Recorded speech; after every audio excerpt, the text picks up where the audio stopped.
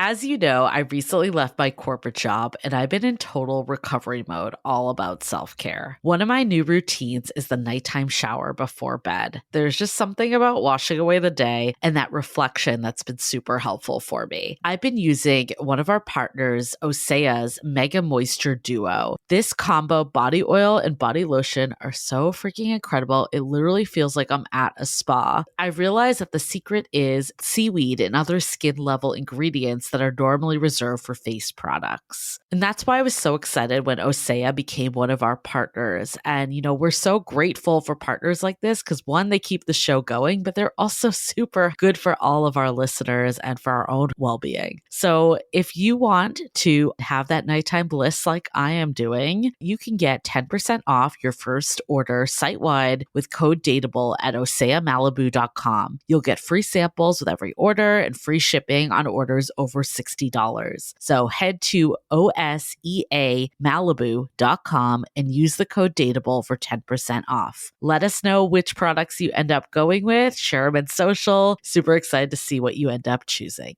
I was so excited to get my shipment from Last Bottle Wines in the mail the other day, full of incredible red wines, all from Napa Valley. I love wine tasting, so having this to my door couldn't be happier. Also, couldn't be more excited that today's episode is brought to you by Last Bottle Wines. If you don't know already, they're a Napa-based online wine shop with a twist. They offer just one handpicked wine per day until it sells out, and they're always at incredible prices. We're talking 30 to 70% off retail. And the best part is that there's no subscriptions, no fees, and no minimum purchase. And I could not be more excited to bring this offer right now because they're having a marathon sale, which is coming up March 28th and 29th. Even better, we're offering Dateable listeners 10% off your first order with code DATEABLE. So if you are a wine lover like me, this is a great time to join. And did I mention that shipping is 100% free? So what are you waiting for? Mark your calendar for March 28th and 29th, or get on it earlier if you want. You can sign up at lastbottlewines.com and use code DATEABLE and find out why Last Bottle is the most fun way to discover and buy amazing wine. The Dateable podcast features real stories from real people of how they make modern dating work, or not. I'm your host, Yue, former dating coach turned dating insider, if you will. On each episode, you'll hear commentary from my producer, Julie Kraftchick, and other surprise co-hosts. This episode of Dateable is brought to you by 500 Brunches. 500 Brunches connects like-minded people with similar interests to meet in real life over brunch. You answer a quick questionnaire about your interests and how you spend your time, and then they'll match you in small groups of 6 to 8 at a brunch spot in San Francisco. Get a free entry into a brunch now by signing up at 500brunches.com and using the code DATEABLE. Hey everyone, welcome to another episode of Dateable, a show all about modern dating. I'm sure you guys remember this episode we did that was about yellow fever. We had a white male guest on who preferred to date Asian females. And we also had an Asian male who preferred to date white females.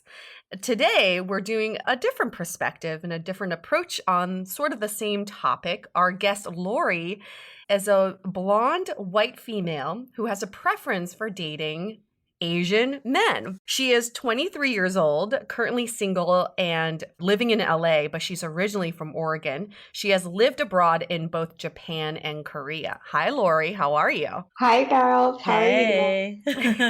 So Lori wrote in with a term that I had never heard of before. Yeah, this was new to us. She talked about her experience being the white horse, which is basically the reverse yellow fever.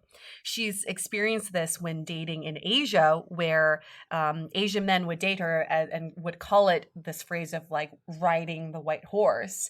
Yeah. And you later found out that dating Asian Americans in the US, the same term sort of applied. Can you just expand a little bit more about what this white horse term means? Sure.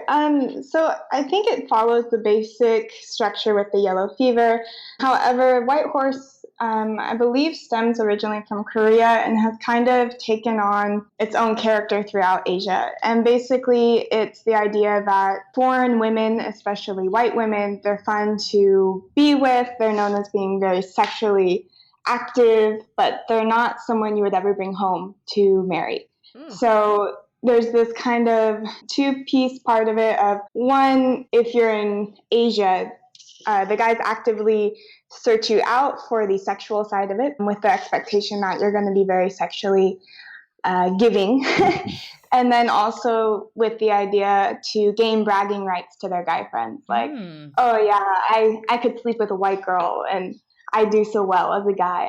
I'm the stud type thing, feeling. Conquest. Yes, exactly. A sexual conquest. What brought you to live in both Japan and Korea? A variety of stuff. I think like most people who get into any foreign language, it started in high school with a study abroad program, and I started mine in Japan. And from there, I kind of spread into more interest in Korea. So from about junior year of high school, I was in Japan on the summers. And then in university, I started picking up Korean and went to Korea. The first exchange student I had ever met was from Japan. And I thought it was really cool that she had the confidence at such a young age to really build a new life in another country. And I thought, oh, that'd be a cool place to go, you know. So what really sparked your interest wasn't so much the Asian aspect of it, was that you wanted to live in a foreign country and see what that felt like? Exactly. And so you go to Japan and something got you there, huh? Like, I feel like, what was it? Was it dating there? I'm so curious. What is it that really stuck with you? I think one in general would be how people are morally. I mean, there's not any real area in Japan where I would say, oh, I feel in danger. It was easy to make friends, lots of friends. I do have to admit, in high school, I started a relationship with a guy over there that lasted for quite some time, about 4 years. So he would also have been a major drawing factor of why I kept coming back. So a Japanese man. Yeah. Had you dated Asian men before him? No, I was very much country, blonde hair, blue-eyed, ranch guy with a big white truck was Oregon, right? Yeah. What was the attraction towards him? I think a part of it is kind of, one, I was really fascinated with where I was living in the language. And this was someone who really represented that, and vice versa for him as well. He was learning English at the time, which would be the initial part. I think the secondary part to it would be, like, he was still very much, stereotype guy, but it was a very different way of looking at masculinity. I guess it was more about the intellectual side of things. And he was very smart. He was into education and constantly, studying and trying all these new things, which was exciting for me at the time. One thing you mentioned that I thought was interesting is that you view Asian men as very masculine, which is, that we have like a group of a lot of Asian men that we talk to regularly, and like in the media portrayal in the US, that's just not necessarily the same. What is it that you find really masculine besides intellectual, or is that really what it is? It's a little difficult to say because depending on which country you're living in, like what constitutes, being a masculine man is a little different. So, for example, if I'm in Japan and I'm seeing Japanese men, I am looking for that intellectual side that, they really have something superior and can provide. While in Korea, it is the body build of, okay, they're very strong physically and they're very handsome people. At this point for me, they're just extremely handsome. I remember talking to someone about, the theory, you date people who look similar to you because everyone's kind of egotistical. But from their perspective, I was like, well, what's that say about me? Because, blonde hair, blue-eyed, and my partners are like jet black hair, dark brown eyes. Right. And they mentioned, well, maybe it's more you're looking for someone who compliments you. Yeah. So when you reached out to us, you said, I do not have yellow fever. And you absolutely refute that term. Explain why that is. So just how the white horse is just sexualizing how someone looks of, okay, they're blonde hair, they're white, they're a Russian prostitute, or they're going to be really loose with sex. For me, whenever people would say the term yellow fever, it was kind of saying that just because the person's Asian, I'm going to get with them. Mm-hmm. Which is, for me, not really the case. It will make me look, initially, given that most of my adolescence was raised in Asia, the image of a guy around me was an Asian male. I really don't like the term yellow fever because, I mean, for me, I'm just as happy of, yeah, if you're white or you're black, ask me out. Mexican, I don't care. It's more the personality that I'm attracted to. And it just so happens with my friend group or where I've been, my dating pool has been with Asian men. And because of that, it's kind of casted a negative stereotype on me of if I go out, I'll have some white girlfriends and they'll immediately tell guys who come up to our group, oh, don't worry about her. She only likes Asian. She's yellow fever. Have you dated other ethnicities? Yes, but I would say my more long-term intimate relations have been with Asian men specifically. So sort of the argument, and you listened to the episode we did on yellow fever, the argument against yellow fever is that plug and play mentality where it's kind of like, I don't really care what you look like or your personality is. I'm just attracted to Asian females, and it sort of pisses off the women because we're kind of thinking, oh, okay, well then I just need to be Asian. You don't like me just for me, my personality, but you like me purely because I'm Asian. Do you get that sort of feedback too? No, I've never heard that before. I think it helps that, my boyfriends have all been from different countries in the Asian spectrum, Japanese, Korean, Filipino. So it never kind of came across as that, more as, oh, wow, this white girl can speak our language and she makes the food and she gets all these jokes that we make that are culturally relevant. So can you elaborate more on this term, the white horse, and what your experience was like in Asia? And then you wrote into us because you experienced this in the US. Can you tell a little bit about that story as well? Yeah, and I would also say go even further back. When was the first time you heard this term and how did you hear it? Yeah, so when I first went to Japan, there's a common term that people use for Japanese girls who only date or go after white guys. They don't care how handsome they are. White guys are just handsome. And they're called gaijin hunters. And gaijin means like foreigner, outsider. And so that was the first I was kind of exposed to this term for, interracial couplings. It's like, okay, so gaijin hunters kind of like funny between girls and kind of seen as bad by the guys. And then when I was in university and going to school in Korea, it was actually my Korean guy friends who warned me. We were going out to the club and they're like, hey, heads up, we'll be going out picking up girls, but we're not going to let you go home with any guys because of white horse. And I was like, wait, what's that? And they're like, well, they just want to have sex with you. And it was the first time I had a term for kind of the feeling I got of hanging out with my friends and how they talked about dating white girls. I was like, oh, that makes so much sense. I mean, riding a white horse, it's like, I don't know how sexual more you can make it. Basically, like, this is person that is sex only. I'm not going to take them serious for a long-term relationship. Exactly. And for example, living in Korea, I don't look like I speak the languages I do. So it would be, sitting on a train next to two young college guys about my age, and they just start blatantly talking about like, oh yeah, I'd sleep with her. Yeah, but no, you can't date her. And, oh, well, he's half, maybe he could. And, oh, you think we could get her? And listening to them develop these elaborate plans of how to hit on me once we got to our train stop. And like them having no idea I understood exactly what they were saying. I understand these Asian countries, you're kind of seen as this trophy. What about in the US? Did you feel that the same sort of pedestal feeling?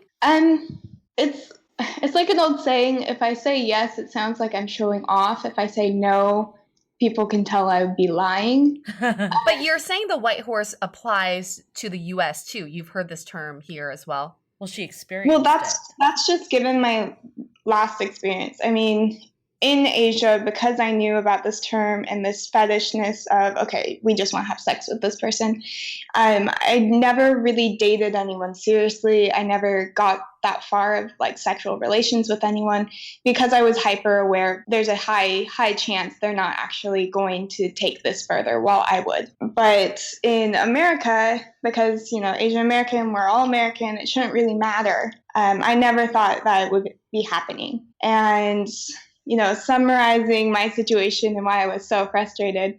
I met a guy down here. He was, Korean American. We had a lot of same goals in life, a lot of similar career paths that were complementary. It seemed like it was going to be great. About a month and a half of kind of seeing each other, and then with his persistence, okay, we're going to make this final. I'm going to commit. We're going to really start focusing and trying to take this somewhere. And, as most relationships get, I was feeling comfortable, and it's like, okay.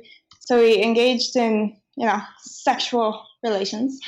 And it was like, I would want to say a week later, we went out, had a great date. We were talking about the next day, how we were going to go do these plans. And then in the morning, he could not leave the apartment fast enough. And I was like, what is going on? The next day, I get a text, yeah, you're great in bed, but I don't think we're going anywhere. And when I tried calling him, he's like, sorry, with the family. And so it was like, okay, so going on 2 months of some type of relationship and you couldn't even call or talk about it. And initially I was under the impression, well, maybe he's just a jerk, like you hear about the guys, so it's kind of high schoolish to, lead a girl on until they got what they want and left. I knew it was more the white horse thing when, in hindsight, you start thinking back. And every time we were together, it was always about, he would always talk about the attention he got walking around with a white girl. So you're like a conquest. Yes, I was like a conquest or a trophy, and he would say, oh, you're so hot, you're so white, it's so beautiful, I've never been with a white girl. Really kind of off the wall comments. I know you just said in hindsight it was easy to see, but what were your thoughts like when he said stuff like that? Initially, I thought it was just the newness of being in a interracial relationship for the first time. I mean, I can say most of my relationships have been interracial, so it's kind of rubbed off on me where it's like, yeah, you never really think about it. But I remember the first time I was dating someone from another race, I felt like the world was staring at me. I was super alone, especially where I lived at the time in Oregon. So I thought that's initially what it was for him, to find out, well, no, it really wasn't. So you said something about, we touched upon this in our Yellow Fever episode, which was, these guys that date only Asian women. A lot of times, and I'm not saying this applies to everyone, but a lot of times these relationships don't end up in marriage or a future, and it becomes sort of a novelty to date these different women. You also, you've talked about these Asian men dating you almost as a novelty or a conquest, and they don't carry that further into a long-term relationship. Yeah. Did you also get the reverse that? Did men also say, you know what, I like dating you, but I don't see you ending up with someone like me in the long term? Never. I've never had that conversation. I've had 2 long-term relationships with Asian men, one being Asian American, the other being the Japanese guy. And both, like we were talking about long-term getting married. Like from the Yellow Fever episode, interesting question you asked that I was really shocked to hear the answers was talking about, in the future marriage or having kids. Mm-hmm. And the guys commented like, do I really want kids who are half? Mm-hmm. It actually shocked me because I never thought of that, like someone being averse to something like that at all. I'd always been with partners who, the mixed kids was never an issue. And if anything, the comment like, oh, they're going to be gorgeous. They're going to be the cutest kids ever. You're right. So what about family? How does your family feel about, I guess, interracial dating in general? And then did you feel any sort of pushback from your male counterparts' families? I mean, it'd be too easy to say, yeah, no, it was completely fine.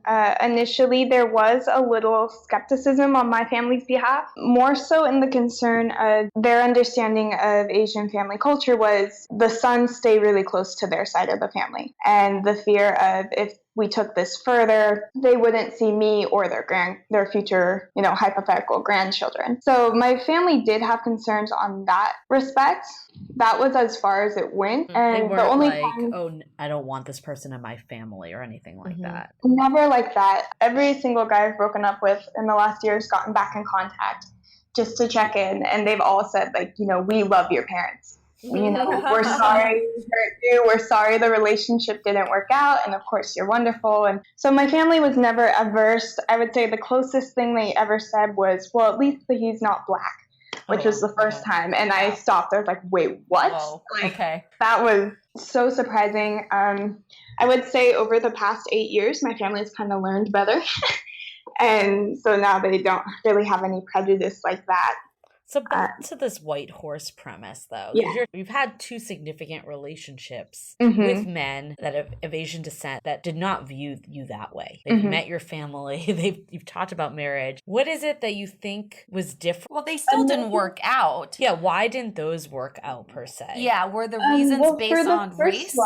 No, first one with the Japanese boyfriend from high school, it more was we were at after 4 years, we were at different stages in our life. And in Japanese society at his age, the demand to be a salaryman is extremely hard. Some relationships from their course and, maybe in the future something, but we just grew apart. The other, given his job, he has a very difficult job that would demand him to be gone randomly for 6 months or 8 months without knowing. Okay, so nothing to do with the race issue. Yeah, it was completely just situational. With this particular person, the signs were there. I think one, he was just extremely immature.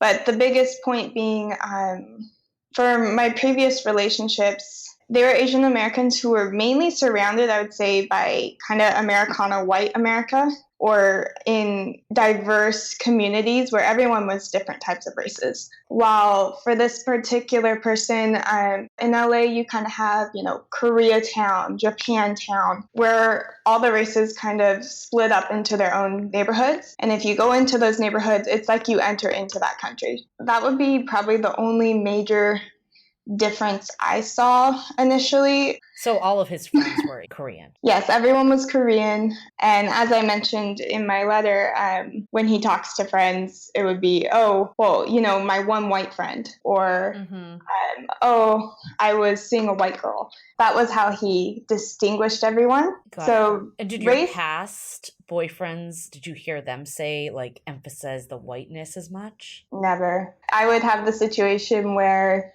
in Japan, they'd be like, oh, we're going to meet my friends. And they show up and it's like, oh, they're foreigners, or other non-Japanese. And be like, oh, I never expected that. Okay. Race was never, ever brought up to describe people. Would be a major difference. I feel like this opens up so many other topics that we haven't touched upon, which is we sometimes focus on race being perceived in the US, but we forget to mention how race is perceived in other parts of the world. If you think about expats in Asia, it's expats from these, let's say from the US.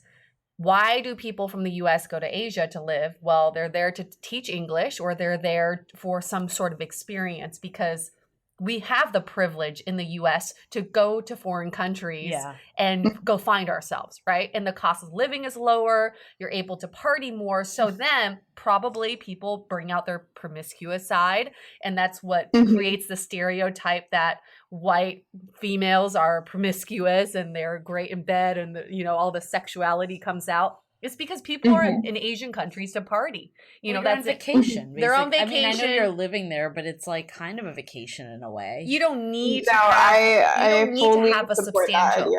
You don't need to have a substantial job to have a great living. You can do that by teaching English part-time and partying the rest of it. And it attracts younger and younger people from the US who go and have a great time. But if you look on to our end here in the US, who are the Asian immigrants that come to the US? Well, they come to work, they come to study. They don't have the privilege of coming to the US to find themselves, right?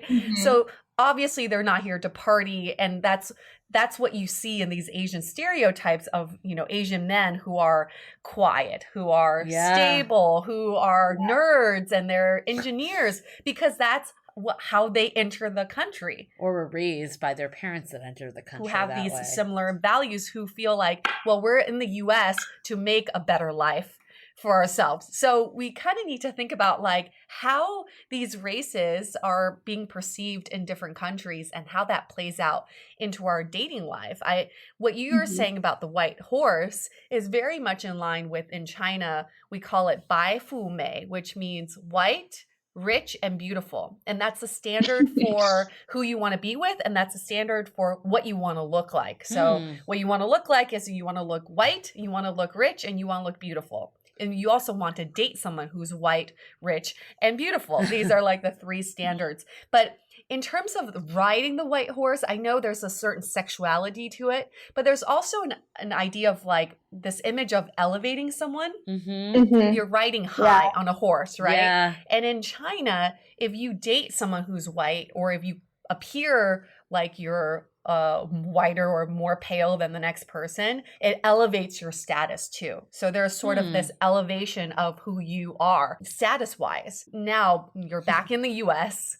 There's not as much of that going on. Has your dating life changed? Because I feel like obviously in these Asian countries, your only options are to date either other expats who are there to party, or to date Asian men who are native to those countries. Now you're back in the US. Are you finding yourself more attracted to different people, or is it still Asian men? That's a really difficult question when you put it that way. Because my immediate reaction would be, yeah, I'm open to dating other people. But considering who I've been accepting dates from, it definitely falls into, Asian men. And I would say part of that is because I've lived kind of this other life in Asia for so long. Right. Where it's more comfortable. What are you putting out there that's attracting mostly Asian men who are hitting on you? Not saying that it's mostly Asian men who I'm receiving dates from, but who I decide to accept a date with. I get it though, because like I'm from Boston and it's mostly like white, Irish, like preppy, like that type of look. And I find myself attracted to that even here, where there's a much more diverse pool, but it's because that's who I'm used to. It's like who I had relationships with growing up. So I get there's like a nurture side that's happened that's kind of shaped you to be attracted. Definitely a nurture side. I would also say, dating is scary as it is. Yeah. In one sense, I feel I can kind of anticipate similar tendencies that would be in that relationship. Yeah, I was going to say that word. You keep saying like, I'm comfortable. That's why I accept dates from Asian men. It makes sense to me because you spent your formative years in Asian countries. So that's what you're used to seeing. And that's what's comfortable with you right now. That makes total sense to me. Is it fucked up for me to think that when a white male says he likes only Asian females, I want to vomit. But when a white female says she only dates Asian men, I just want to give everyone high fives. Is that fucked up for me to think about? I think there's 2 things going on here. One, you are an Asian female, so you felt like this, yes, these guys look good. Admit it. I mean, you felt it, right? You felt like this person's not really interested in me, so you like have it personally, right? But I think there's also like a difference because of culture. And I think this is a great segue to talk about this more, is that Asian men, and this is not coming from us, this is coming from just media and from Asian men we know, is that they are not considered desirable by white women. So when you hear that someone like Lori, a beautiful white girl, is interested in Asian men, I get why you say you want to high five her, because it's not the norm. Before this, we reached out to a group of Asian men that we knew just to ask them if they had any questions for you. And one of the questions I found was interesting was like, how does she let Asian men know that she's interested in them? It's time to take a quick break so we can tell you about the latest service we have been building over at DATEABLE. We'll be offering a platform to connect you with vetted dating experts from our network to help with everything from dating profile reviews, coaching to see where you're getting stuck in dating, and even ways to get real feedback about your dating style. The sessions typically run from 30 minutes to an hour and can all be done via Skype or Google Hangouts, so you can be anywhere. We're so excited about this because so many of you wrote in asking how you can find people to help up your dating game. And this should be a great way to get personalized, affordable advice. We'll be adding more coaches and more services. And of course, let us know if there's something specific you like to see. To meet the coaches and book your session today, visit dateablepodcast.com/coaching. Now back to the show. How does she let Asian men know that she's interested in them? Because if I had met a white woman, I would just assume she wasn't interested because my like gut reaction is that I am not someone she would find interesting. Wait, Lori, you do have a shirt that says "I am your white horse," right? You wear that to bars. I forget when it's like, if you're the white knight, I'll be the white horse. Like, oh my God. I'm the white horse to your white knight. We'll make you that shirt. Okay. Those will be our couple wear, you know, when you go on big dates and everything. That's the whole thing in India. There's definitely a perception of just like inequality. Yeah, how do you signal to men in general, I guess, that you are interested in them or you're open to them hitting on you? First, in response to, you know, that comment of, well, how do I know if these white girls are into me or feeling that white girls aren't? For Asian Americans, yes, you're born in America, we have the American morals, but still from your family, there are some cultural tendencies that are still almost like secondhand to them. And so that being said, living in Japan and Korea and all my Chinese friends, I've definitely picked up, this is how you flirt for this culture. This is how you flirt. This is how you flirt. So what are some of these techniques and how do they differ from the U.S.? Like, I mean, I guess like, how are they different in Asia versus the U.S.? Do they translate? The biggest thing is skinship. I know that's a very common term in Asia, not so much here, but that's very innocent touching of the skin. Okay. So, you know, that's kind of like your go in 100% I'm into you move, which to other people would look like, oh, she just accidentally brushed his knee. I would say for Japan or Korea, that's like, oh my gosh, this means something big. Well, that's a U.S. symbol also. Yeah. Touch, so but maybe more there. I would say the dating technique, the flirting technique, the biggest one is holding eye contact. You know, no lines, no random come up to, hi there, because that scares people. It automatically puts them on the defensive. So you have the eye contact, you kind of look, everyone feels when they're being stared at. So you get that feeling going, they'll look up, and then, you know, you flirt back and forth a little bit with your eyes, and then that clearly shows like, no, she really is looking at me. Eventually you work your way to each other, and then if I can tell the guy's still not getting it, whether it be me laughing or talking with him or making a couple flirty comments, I usually would be like, oh, that's so nice of you, and grab their arm, like just lightly, and bring it back. And that tends to just like, okay, she actually is interested in me. Versus I would say, you know, my white guy friends where it's like you barely smile at them and say, hey, and they're like, oh my God, she's into me, which is very different. Well, I mean, if you look at research, we've all read the research is Asian men and Black females get the least amount of messages with online dating, and also they get hit on the least. So when you are looking for signals and you are giving these signals, obviously these men are going to be receptive because they probably don't get it on a regular basis. Now, I'm going to ask you a question, and I don't want you to feel like I'm setting you up for something, because in our Yellow Fever episode, our male who was into Asian females, he said, I have to admit, I do also prefer Asian females because I have a higher chance of getting them. Do you feel like you have a higher chance of getting an Asian male interest than not? I would say if you asked me that question in high school when I didn't have a lot of confidence, I would say yes, wholeheartedly. At this stage in my life, you know, it's difficult because I think everyone after so much experience knows you're not going to be everyone's type. And so you get rejected or you can be accepted.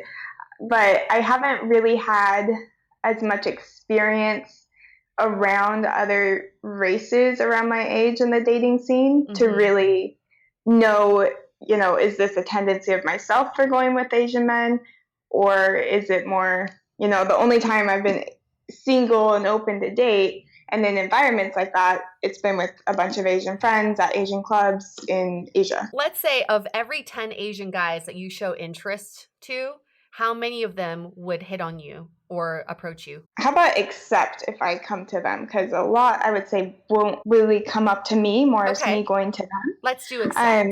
I would say unless they were like an Asian American frat guy, probably 9 would say yes. Why? Why not the Asian American frat guy? Because they've had lots of white girls and they can have sex with white girls whenever. And so like if I'm coming up just to, oh, hi, I want to date, I mean, they're like any other frat guy in America. They're there to party and hook up with girls. And so, that's not really on their radar as much. And I could be generalizing. I have some frat guy friends. I know you're nice guys, but your tendencies at parties are this.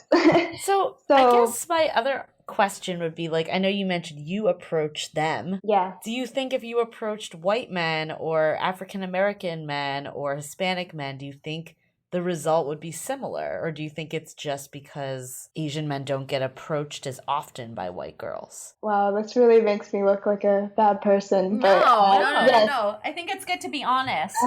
If I'm completely honest, it's not hard for me to get a guy's number or be asked out. Okay, so for you, it's still comfort. Sorry, that's just like for me uncomfortable because it's like, oh, I sound like such a mean person. No, not at all. I mean, you are an attractive girl, and if a girl gives a guy signals that she's open to be approached, of course she's going to get approached. Well, that's why I was asking. That being said, something popped in my head though. It is more difficult for me though, if I flirt with white guys, to know if they're into me or not. Okay. I don't look for the same cues as if I'm dating. Right. It goes back to comfort again. What you were brought up with. Yeah, like I just remembered a situation where it's like, oh yeah, I flirted with that guy, but I feel like I kind of got brushed aside. But did I? I'm not sure. And this question we had came from one of the Asian men that we polled. And he asked, have you ever got judged for dating Asian men, and how have you treated those detractors? Oh, yeah. I would say white blonde girls who date Asian men get a lot of shit. From whom? White guys. I would say other women. What do they say? Yeah, what do they say? Everyone has to talk about the penis size. Guys love that. But what does that have to do with them, right? I think it's a lot of insecurity, especially for white guys, when a white woman just like openly chooses someone else over them. Penis size is like a low blow to, and it's also like that's the guy's immediate like, what can hurt the most? Like, okay. But what about women? Why would they have a negative reaction? I think it's more I'm sensitive to it. I have a couple white girlfriends down here, and we would be talking about guy stories. And they'd be all into it, making jokes like, oh, if you know multiple guys, can you hook me up? And I'll be like, sure. And I'll show their picture and they're Asians.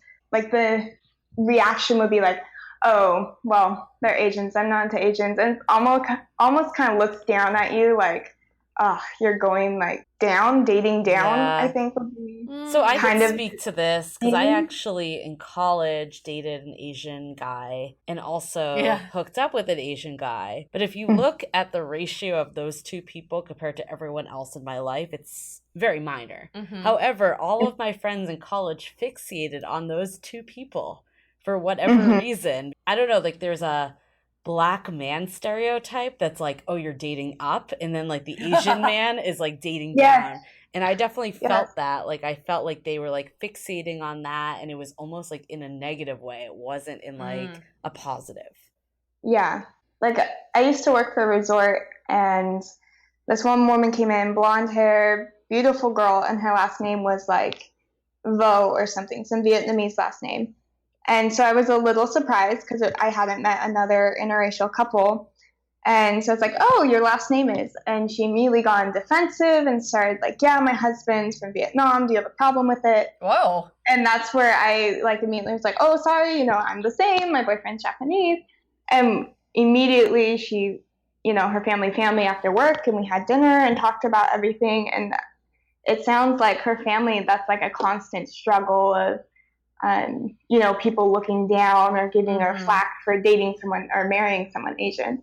I've only been dating, but you can feel the environment kind of shift when they're like, oh yeah, they're Asian. Oh, well, what's wrong with white guys? Why are you doing that? But let's move on to some takeaways that we had from this conversation. I cannot believe we're having these conversations in 2018. I just can't believe it. In this sort of environment where we're supposed to be so much more liberal and so much more open-minded than our parents' generation, we still have these issues, and they're sort of subliminal. I don't think we're openly talking about it, but the fact that you feel like you're looked down upon because you date Asian men, I can't argue with that. I see that as well. And these shouldn't be issues in 2018. Well, I think our culture's made a lot of progress. Like we saw that there's the most interracial couples because of dating apps recently. And it's getting there, but I think we can't fool ourselves that it's fully there at this point at all. Absolutely. I think my takeaway is, like, I think a lot of times we throw around the term yellow fever, like against every Asian man that dates a non-Asian, or every white guy that dates an Asian woman, and then vice versa here if there's a white girl that dates only Asian men. And it may not be a fetish, it might just be because of their background and whatnot. So kind of looking at those deeper reasons and then going from there, opposed to assuming that it's a fetish. So also, I just want to say, like, I'm guilty of this. We need to just stop judging other couples because we're not in their relationship. If I had met you at a bar, Lori, and you told me you only like Asian men, I would have judged you hard. Not in a bad way, like but I still would have. Yeah, something. She really likes, like how Asian men dote on her because she's white, and then she likes that attention. I could have made so many guesses about you that really just are so irrelevant for me. Why does it even matter? I'm not in your relationships. I can't judge who you like and who you don't like. And it's not just about race. I'm dating someone almost 10 years older than me. I easily fetishize that in the beginning. Oh, the older guy I'm dating, right? It's not a race thing, but it's an age thing. And other people may judge. People will find any reason to judge another couple, even though they know nothing about them. So we need to just leave other people alone and just hold the judgments to ourselves, because it's not productive in any way. Well, if I could add on to that, I would say the biggest thing is, instead of focusing so much on other people's relationships of how are they together, why are they together? I mean, a lot of people forget to focus on their own relationships. Yeah. So, I mean, there's this whole thing with couple goals, relationship goals, and looking at others, or why aren't we like that? And it's like, well, if you put more focus in your own relationship instead of, judging whether good or bad on another one. So, and then, but I'm glad to hear I could change your mind a little bit. And also, when we talk about these like racial inequalities, we always talk about it from the point of view of the more privileged race. So we do sort of talk about white privilege and white people doing this. But I gotta say, my Asian brothers and sisters, we are feeding into this as well, okay? We are also contributing to these inequalities, and we need to stop talking in this sort of vocabulary about riding the white horse and the white beautiful being pale and all that. But also, like, I understand media portrays Asian men a certain way, but when we put up that question about, hey, we're going to talk to this white girl that prefers dating Asian men, all the questions were like, does she get judged for it? Yeah. Like, all this, like, it came as a defensive. Like, it wasn't like, oh, like, great, she sees how smart we are and how valuable we are and how good of partners we are, and like very all good the point. Positives. It was only the negatives that were showing. So I'm not going to speak because I'm not an Asian male and I have no right to say anything in that regard. But I think media says one thing, it doesn't mean that that's how people have to internalize it. Absolutely. And we as Asians internalize it too. The fact that this question was framed as what advice would you give to other non-Asian women who are open to dating Asian men but they don't because they're afraid of being judged for it, that's already assuming that you are getting judged. So let's just not put ourselves there. Let's just reframe this scenario. And hopefully this conversation will give Asian men more confidence. I could say anything to that. For any of the Asian men listening, I know quite a few, hot girls who would love to be hit on by Asian guys. Yeah. But we stare at them at a bar from across the way for 2 hours and they never come over. But you sure bet the other guys are going to come over. There you go. Well, it comes back to confidence. Any again. advice? 3 seconds of courage. If you don't see her again, you don't see her again. But those 3 seconds make a big difference of just getting up and saying, hey. Hey, I like that. Okay, great. Okay, let's do a quick question of the day. comes from Eric. I've been dating my girlfriend for a little less than a year, but we are pretty serious and have even discussed marriage. The problem is that I am her first Asian boyfriend, parentheses, she is white, and sometimes I feel like I'm being hidden. She told me she told her parents about us, but I haven't met them yet and they live locally. She doesn't have a ton of friends in the city, but the only ones I've met are her neighbors. Besides this, our relationship is great, and she constantly tells me how much she loves me, and day to day we make each other very happy. Do you think I am being stashed? Is this me answering? I mean, all three of us can answer. If you have an opinion, you can kick us off. First would be, give your own self some grace. It seems that a lot of these questions are, because I'm Asian guy, there's something wrong with me. There's nothing wrong with you. All that negativity you're feeling, if you're thinking about it, you'll look for the negative in what's going on. It just sounds like, she kind of has a close-knit thing. Maybe ask, well, why haven't we met parents yet? That's a big cultural difference. For a lot of white families, we introduce boyfriends before we're even dating. Kind of ask about that. If you want to meet her parents, just say, hey, we've been together for a couple months. How would you feel about this? That opens the ground of conversation. So instead of just worrying about it yourself, you're giving her a chance to actually answer. And I think meeting parents means different things to different people. Totally. And it sounds like they're serious, but they haven't been together for like 10 years and she's never met the parent, or he's never met the parents. It's been a couple months. I think like you said, Lori, it's just having that conversation. But I definitely get from this, it's just assuming it's race. And that's the reason why they're being stashed, where there's a chance it could be, but also there's a chance it might not be. Yeah, I liked how you said, Lori, that your first go-to shouldn't be about your insecurities about your own race. And that's what it sounds like he's going to is, I'm Asian, she's white, and she's stashing me. There may be bigger issues. I think the bigger issue is they're not on the same page. If he feels like she needs to be more transparent with him and she's not, what is she hiding, right? He needs to open up that conversation and really talk about, hey, I don't feel comfortable in our relationship right now because I feel like I'm being neglected. I feel like I'm being hidden. Can we discuss why we're not open about our relationship? Right. And see if it's race or something completely different. It could be. She may have 2 other boyfriends. Hey, who knows? If it is about race, I would say by now your partner would have made it clear. At a year together, there's going to be sayings that come up. This just kind of sounds like, he's being really hard on himself. He needs to get rid of that. And just, again, as you guys said, it sounds like there's something else that has nothing to do with the race that they could talk about. Yeah. Cool. And Lori, you're in LA. Are you single right now at this moment? I am. Okay. All right, if you travel down to SoCal. Or live in SoCal. We get a following there. Yeah, live in SoCal. Or just do the commute from San Francisco if you live in San Francisco. It's not that bad. I do it once a month. You can meet Lori if you want to be set up with her. You don't have to be Asian. That is not a requirement at all. But it's nice if you are. And I think that's it. Yeah? Yeah. Okay. Thank you, Lori, for telling us your story. The white horse is just so novel to me. I've never heard that term before. Thanks for introducing that to us. We have many t-shirt ideas to follow.